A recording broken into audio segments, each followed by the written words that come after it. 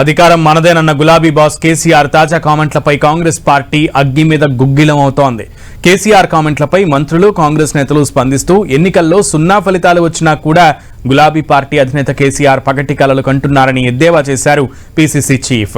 తెలంగాణలో బీఆర్ఎస్ దుకాణం బంద్ అయిందన్నారు.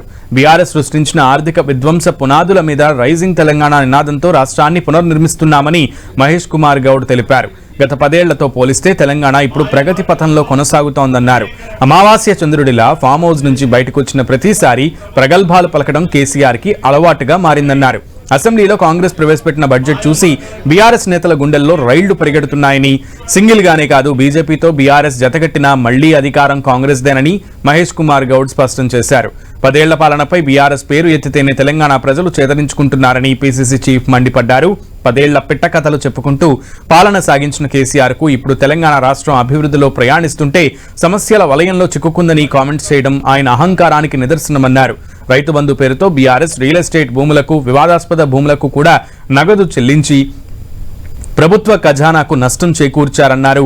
బీఆర్ఎస్ ఇచ్చింది 10,000 అయితే కాంగ్రెస్ ప్రభుత్వం వ్యవసాయ యోగ్యమైన భూములకే రైతు భరోసా కల్పిస్తూ 12,000 ఇస్తుందన్నారు. దేశంలో ఎక్కడా లేని విధంగా తెలంగాణలో కాంగ్రెస్ ప్రభుత్వం రైతు కూలీలను కూడా ఏడాదికి 12,000 రూపాయలు ఇస్తూ భరోసా కల్పిస్తుందని పీసీసీ చీఫ్ తెలిపారు. కేసీఆర్ మళ్లీ అధికారంలోకి వస్తామంటూ కలలు కంటున్నారని మంత్రి సీతక్క మీడియా ప్రతినిధులతో చేసిన చిట్ చాట్ సందర్భంగా వివరించారు. బీఆర్ఎస్ ఎప్పటికీ అధికారంలోకి రాదని, ఆ విషయం వాళ్లకు అర్థం కాదన్నారు.